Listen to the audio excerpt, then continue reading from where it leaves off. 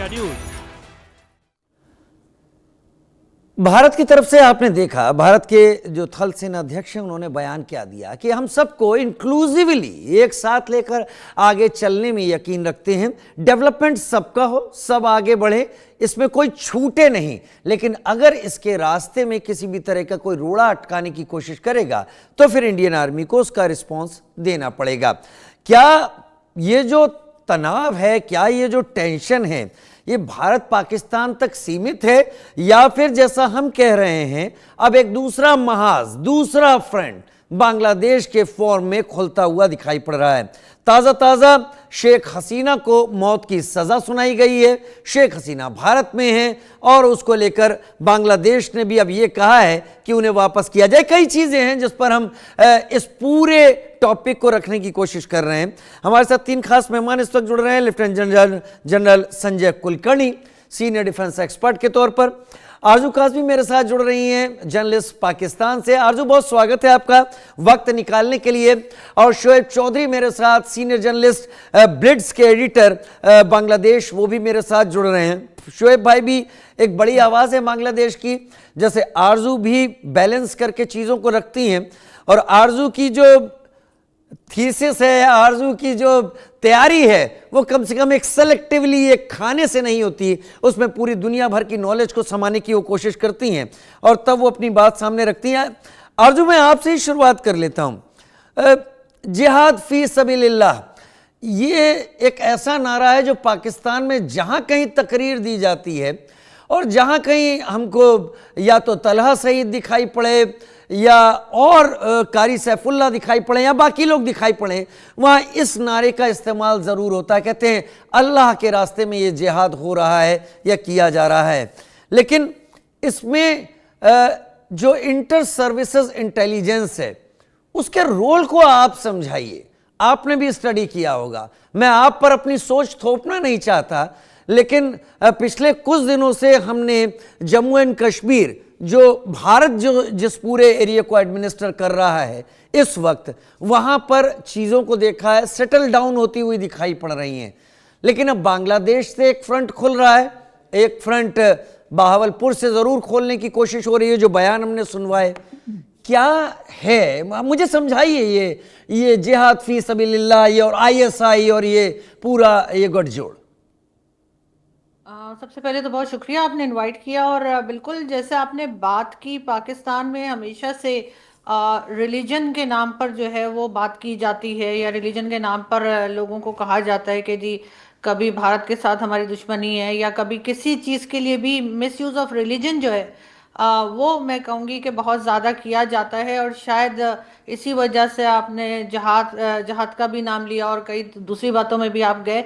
लेकिन इस वक्त भी ऐसा ही कुछ है कि इस वक्त अगर हम देखें कि जो जॉर्डन के आई थे किंग पाकिस्तान, उनको भी यही बताया गया कि जी हम जो है वो एक इस्लामिक फोर्स हैं और हमारे साथ आर्मी ऑफ द गॉड। जी हाँ, बिल्कुल इस तरह की बातें जो की जा रही हैं, मेरा ख्याल है कि वो अब आज के ज़माने में नहीं करनी चाहिए। और अब लोग उससे ना तो इम्प्रेस होते हैं, ना ही उस तरफ जाना चाहते हैं। इस वक्त लोग काफ़ी हद तक जो है वो अपने आप को एक कह लीजिए मॉडर्न वर्ल्ड के साथ चलाने की कोशिश कर रहे हैं, लेकिन हमें बार बार घसीट के उधर ही ले जाया जा रहा है। आपको शायद मालूम नहीं होगा, लेकिन आज सुबह से हमारे यहाँ एक टेररिस्ट है या कौन है उसको दिखाया जा रहा है, जो कि TTP का पहले मेंबर था, और वो बार बार ये बता रहे, मतलब उसका नाम भी एहसानुल्लाह बताया जा रहा है। और वो ये कह रहा है कि जी TTP वाले या फिर अफगानिस्तान में उसको बहुत गलत सिखाया जा रहा था, रिलीजन को लेकर भी, बाकी चीज़ों को के साथ भी। और उसका कहना है कि जी अब वो पाकिस्तान में है और पाकिस्तान की फोर्सेस जिस तरीके से उसको नमाज पढ़ना सिखा रही हैं, कुरान बता रही हैं, वो शायद उसने पहले कभी नहीं सीखा। तो ये तमाम चीज़ें देखकर यकीनन इस वक्त एक सेंसिबल पाकिस्तानी जो हैं वो शायद सर ही पीट रहे होंगे कि दुनिया कहाँ से कहाँ जा रही है, और हम अभी तक वहीं पे अटके हुए हैं और उसी किस्म की बातें कर रहे हैं जिसका हमेशा हमें नुकसान हुआ है। और इस वक्त भी आपको यही कुछ देखने को मिल रहा है। और जो आपको माइंडसेट किसका स्टक दिखाई पड़ता है, मैं ओपनली आपका जवाब जानना चाहता हूं। मैं बार बार ये इस बात को यूं रिपीट कर रहा हूं कि हमारे जो लोग देख रहे हैं इस वक्त, मुझे आपको जाहिर तौर पर पूरी दुनिया में आपकी कहीं ज़्यादा फ़ैन फॉलोइंग हुए, लोग आपको सुनना चाहते हैं, अलग अलग इश्यूज़ पर आपका पॉइंट ऑफ व्यू जानना चाहते हैं। आरजू, हमें ब्लीड इंडिया विद 1000 कट्स अच्छी तरीके से याद है। जुल्फिकार अली भुट्टो ने यूएन में जाकर ये बात कही थी। आज तक इतना वक्त बीत गया, लेकिन ऐसा लगता है जैसे पाकिस्तान ने इस एक लाइन को कहीं कारपेट के नीचे रखा है लेकिन मिटाया नहीं है। क्या पाकिस्तान अब भी ब्लीड इंडिया विद 1000 कट्स के हिसाब से चल रहा है, जो हालात लगातार पैदा होते रहते हैं, या आपको लग रहा है कि यहां भारत का माइंडसेट ज्यादा स्टक है?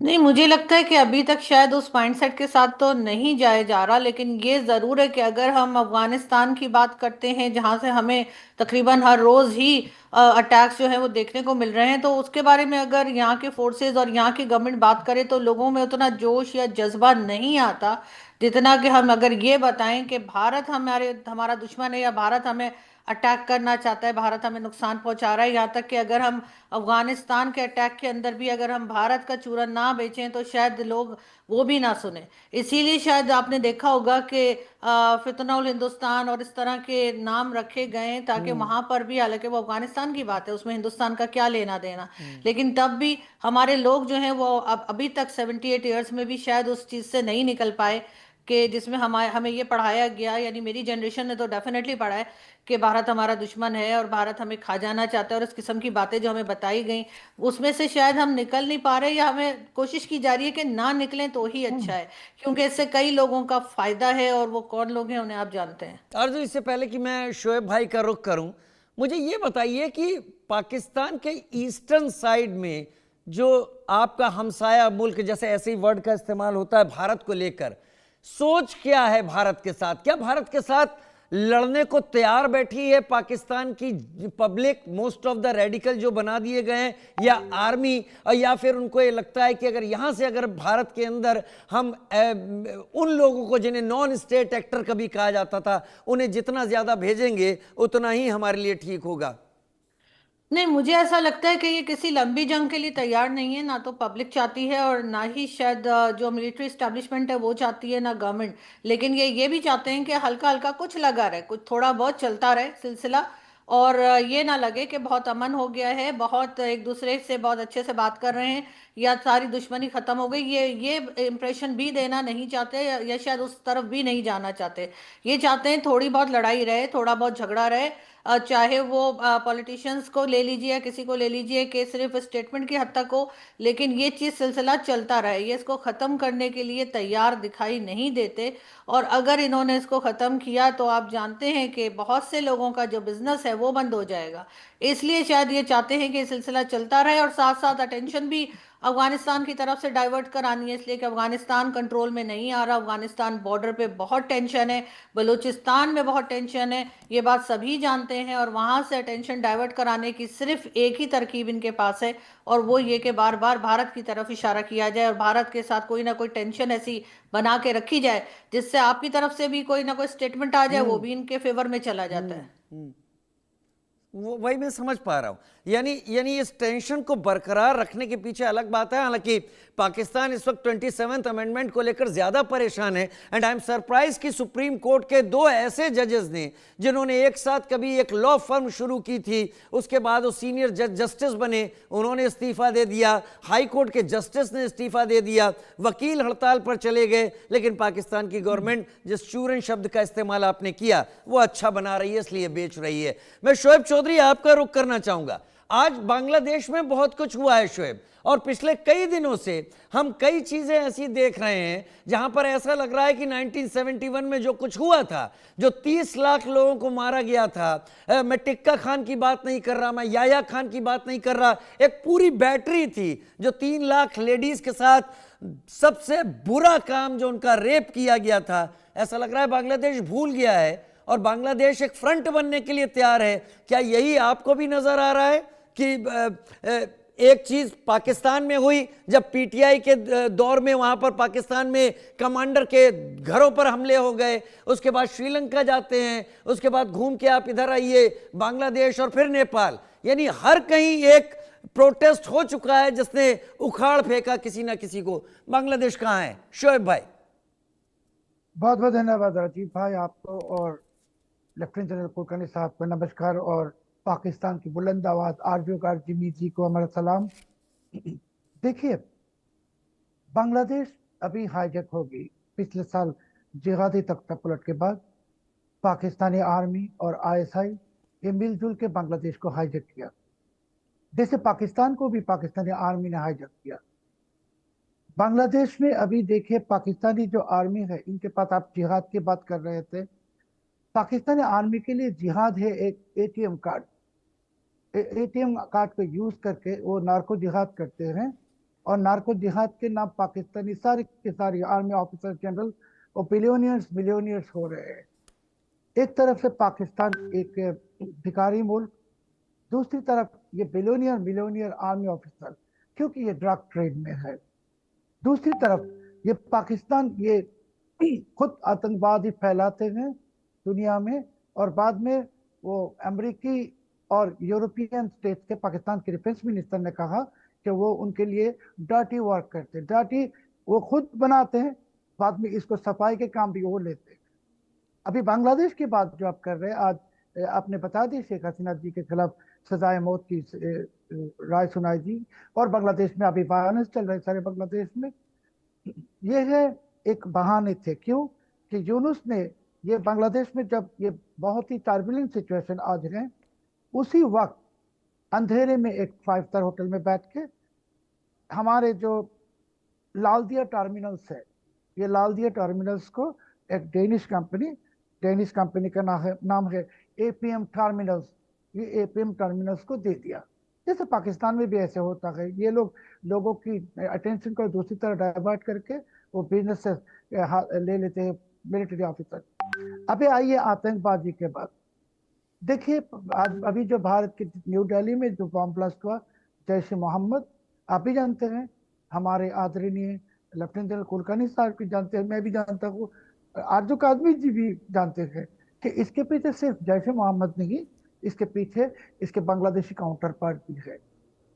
और मैं और भी एक बात कहता हूँ, मैंने उसाना फाउंडेशन में एक आर्टिकल लिखा कि लश्कर तैयबा, जैसे आपने हाफिज सैफुल्लाह साहब की बात कर रहे थे, ये सैफुल्लाह साहब ने जब धुन की थी, उसी वक्त बांग्लादेश में इब्तिसाम इलाही जाहिर, ये हाफिज साहब के सहयोगी है बांग्लादेश में से, और इन्होंने कह दी कि नेक्स्ट अटैक वो बांग्लादेश की मिट्टी को इस्तेमाल करके करेगा। और मैंने जो आर्टिकल लिखा उसाना फाउंडेशन में, उसमें मैं क्लियरली बता दी कि 26 जनवरी लश्कर तैयबा भारत के पश्चिम बंगाल में दो टेररिस्ट प्लॉट के लेके एडवांस कर रहा है, और ये करने की कोशिश करे, अभी करेगा नहीं, कर नहीं सकेगा, वी विल एक्सपोज एवरीथिंग। सो पाकिस्तान क्या कर रहा है, बांग्लादेश को एक तरफ से नार्को टेररिज्म की तरफ ले जा रहा है। बांग्लादेश, आप फिर से कहता हूँ, बांग्लादेश नहीं, यूनुस की तानाशाही, और इसमें जितने, तो यूनुस तो नोबेल लॉरेट हैं, इकोनॉमिस्ट हैं, वो बहुत कुछ चीजें जानते हैं, क्या वो समझ नहीं पा रहे हैं कि वो यूज्ड हो रहे हैं? यूनुस कभी भी इकोनॉमिस्ट थे नहीं, ही इज अ फ्रॉड। ये दुनिया को उल्लू बनाया। देखिए 2007 में जब उसने नोबेल अवार्ड लिया, उस वक्त उसने कहा 12 साल में गरीबी को म्यूजियम में भेजा है गरीबी। He is a fraud, he is a habitual liar, sugar coated life.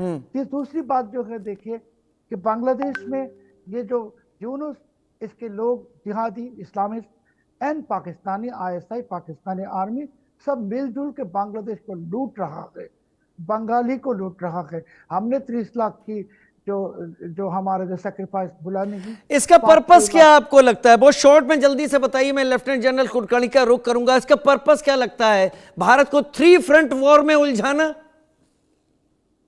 नहीं, ये क्या कर रहे हैं आप भी जानते हैं, मैं भी जानता हूँ, मगर मैं एक छोटे भी शब्द में एक बात कहना चाहता हूँ कि ये जो जितने हरकतें कर रहे हैं, it will be neutralised by India and Bangladesh and Pakistan को। जैसे 71 में हम लोगों ने मिलके सबक सिखाए थे, फिर और एक सबक सिखाने की वक्त आ गई। ठीक है, मैं लेफ्टिनेंट जनरल संजय कुलकर्णी को अब डिस्कशन में ले आना चाहूँगा।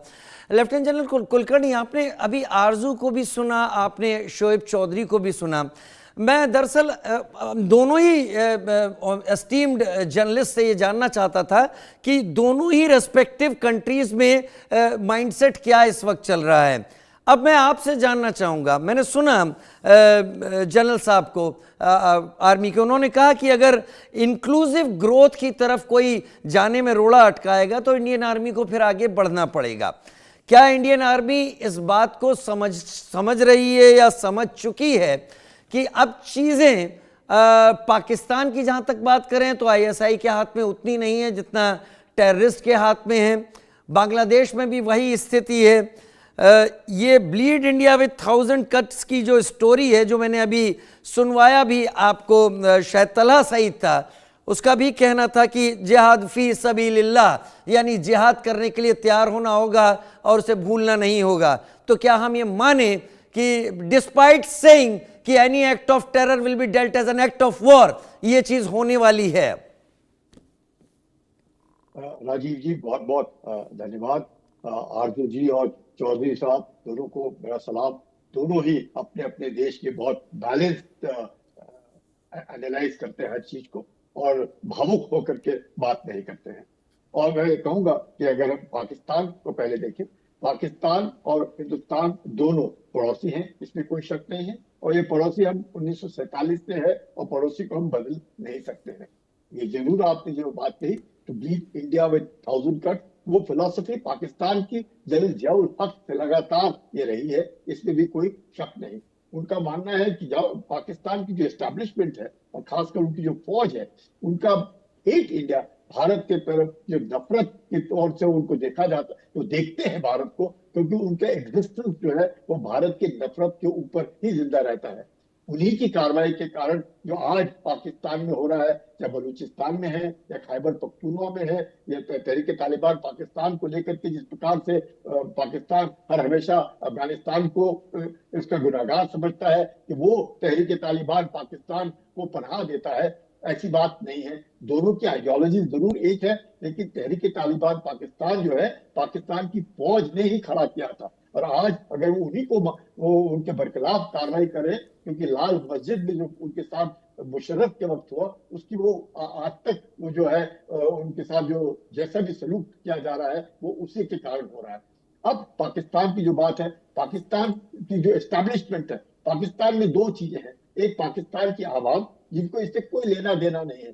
दूसरी बड़ी बात कि जो मजहब है, इस्लाम जो है हर हमेशा पीस की तरफ, यानी कि मजहब, कोई भी मजहब, कैसा भी मजहब हो, वो कभी ये नहीं बैर नहीं सिखाता है। अगर बैर सिखाता हो तो फिर उसको मजहब नहीं कहते हैं। तो इस्लाम होने, लेकिन उसमें जो जिहादी तरह की सोच के जो लोग आए हैं, चाहे वो आईएस के इन्फ्लुएंस में होकर के आए या अलकायदा के इन्फ्लुएंस में है, या फिर जिस प्रकार से लश्कर तैयबा हुआ या जैश ए मोहम्मद हुआ, और ऑपरेशन सिंदूर के बाद जिस प्रकार से लगातार उनके जो अपने 9 बेसिस थे उनको बर्बाद कर दिया गया, जिस प्रकार से मसूद अजहर गड़गड़ा करके रोया कि काश मैं भी अपने परिवार के साथ मर जाता। लेकिन इसके बावजूद भी पाकिस्तान जो है वो सुधरा नहीं।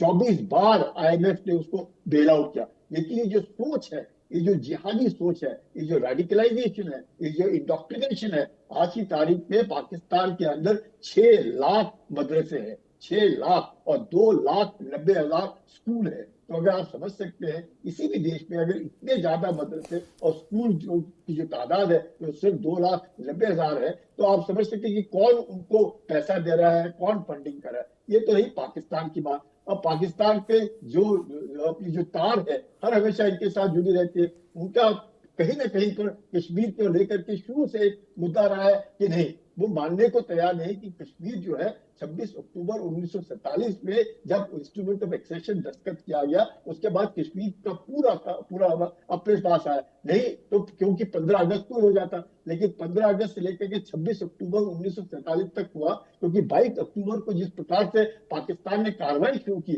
अपने कबालियों के द्वारा, अपने एक्स सर्विसमैन के द्वारा, अपने फौजियों के द्वारा, और जो हम आज तक हम उसके लिए भुगत रहे हैं। तो ये तो नहीं कही पाकिस्तान की बात। अब जहां बांग्लादेश की बात है, बांग्लादेश 1971 के बाद जरूर जिस प्रकार से आजादी एक बंगाली कल्चर, एक भाषा को लेकर के हुई, उसके बावजूद भी जमात का जो वहां पे बोलबाला था, जो दबदबा था, पाकिस्तान के हार के बावजूद भी 93,000 PW थे, उसके हार के बावजूद भी पाकिस्तान ने अपना जो पकड़ है, क्योंकि बांग्लादेश की जो फौज है उसके काफी अफसर वहां पे ट्रेनिंग लेते थे, जियाउर रहमान हुआ, उसके बाद हुए, तो ये जो लगातार सिलसिला चल रहा है